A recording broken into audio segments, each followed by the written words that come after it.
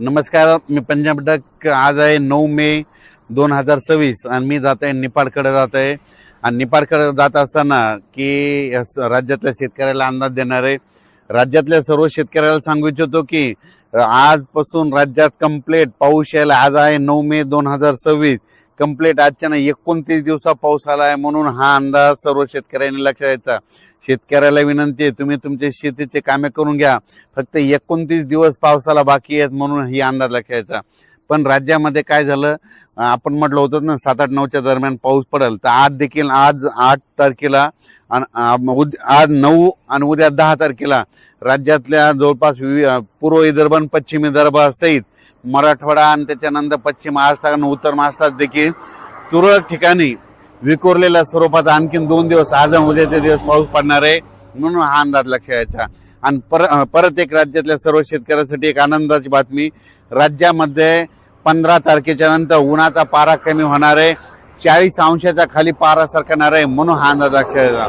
पण राज्यातल्या एक सर्व शेतकऱ्याला सांगू इच्छितो की राज्यामध्ये 14 मे पासून ते 25 मे पर्यंत दररोज वेगवेगळ्या भागात मान्सून पूर्व मोसमी पावसाळ्यासारखा पाऊस दररोज 2-2 दिवस वेगवेगळ्या भागात मुक्काम करत पडत जाणार आहे।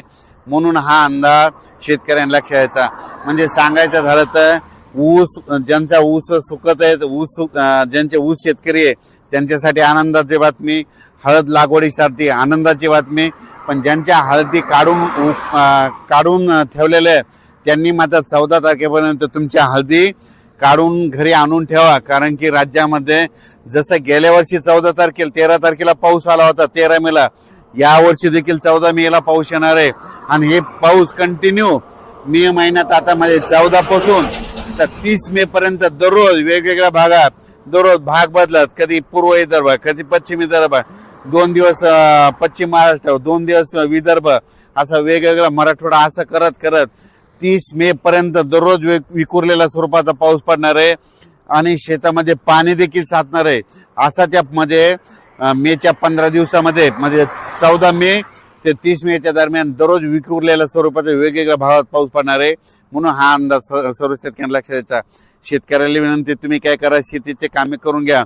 कारण की तुम्हाला जर अवकाळी एकदा पाऊस सुरू झाला तर तुम्हाला कामा आटपायला उशीर जाईल। म्हणून हे लक्षात द्यायचं। आणि सगळ्यात महत्वाची एक शेतकऱ्यासाठी आनंदाची बातमी, 17 मेला आपला मान्सून अंदमान बेटावर येणार दस्तक देणार आहे। म्हणून हा अंदाज लक्षात घ्यायचा। तसं तर 14 तारखेपासून म्हणजे 12 तारखेपासून तिथून मान्सूनचं पोषक वातावरण तयार झालंय। पण 17 मेला चांगलं दस्तक देईल आणि मान्सून तिथं दाखल झाला म्हणून असं जाहीर केलं जाईल। म्हणून हे देखील सर्व शेतकऱ्यांना लक्षात घ्यायचं।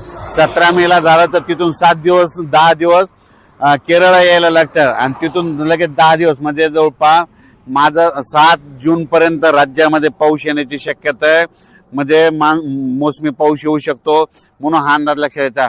पण राज्यात मात्र मोसमी पाऊस येईल तेव्हा येईल, 7 तारखेला येईल, 7 जूनला येईल। पण त्या अगोदर मात्र 14 मे ते मात्र 30 मेच्या दरम्यान म्हणजे राज्यामध्ये दररोज पूर्व मोसमी पाऊस गेल्या वर्षी जसा पडला तसाच पडणार आहे। म्हणून त्या पावसामध्ये विजेचं प्रमाण जास्त आहे। म्हणून तुम्ही काय करा, विजेपासून स्वतःची काळजी घ्या। त्याच्यानंतर आपली जनावरे झाडाखाली बांधू नका। कारण की 14 मे ते त्या 15 दिवसामध्ये राज्यामध्ये असा काही भागात पाऊस पडेल, शेतामध्ये पाणी साचेल, शेतातून वड्या नाल्याला पाणी देखील येईल। म्हणून हे देखील अंदाज लक्षात. काही ठिकाणी पाणी साचेल, काही मध्ये पेंडवालता पडेल, कुठे रिमझिम पडेल, काही ठिकाणी चन्या साचल्यासारखा पडेल, काही ठिकाणी वड्याला पाणी देखील येईल, कुठं शेतातलं पाणी पुढे ढकलं। पण हे पाऊस मात्र त्या 15 दिवसामध्ये गेल्या वर्षी जसा झाला तीच कॉपी मात्र यावर्षी होणार आहे। म्हणून हे अंदाज लक्षात घ्यायचा। संत्र्याचे जे बगीचेवाले त्यांना तुम्ही ताण कसा द्यायचा तुम्ही तुमचं ठरवा। कारण की गेल्या वर्षी जसं पाऊस आहे तसाच आता देखील म्हणजे 14 मे ते 30 मेच्या दरम्यान येणार आहे। म्हणून हे अंदाज लक्षात घ्यायचा। आज आहे 8 मे, आज आहे 9 मे आणि उद्या 10 मे।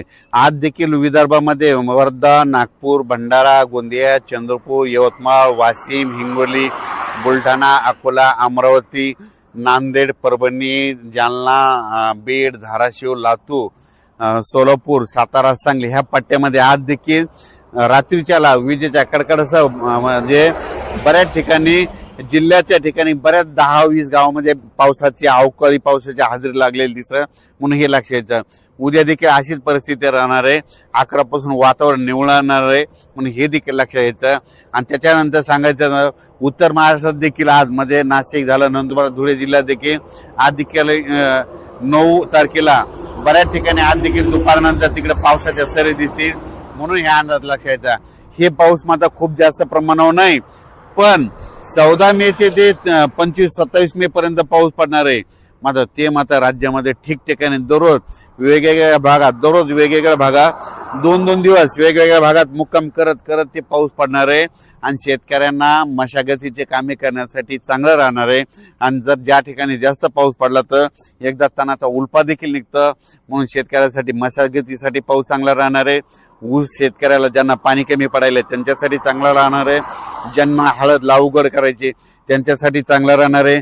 सिल्लोड भागातल्या शेतकऱ्यांनी मिरची लागवड केलेली, त्या मिरचीसाठी ती पाऊस पोषक ठरणार आहे, म्हणून हे लक्षात घ्यायचं. म्हणजे सांगायचं झालं तर काही जणांना फायदा होईल, काही जणांचं नुकसान होईल, म्हणून नाण्याच्या दोन्ही बाजू या पावसामध्ये होणार आहे, म्हणून हे देखील लक्षात घ्यायचं. अचानक वातावरणात बदल झाला तर उद्या एक लगेच मेसेज दिला जाईल. धन्यवाद.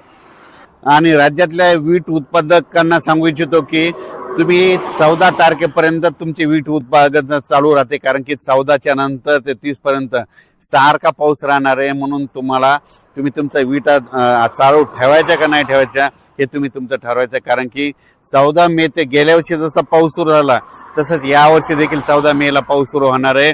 आणि 17 मेला मात्र अंदमान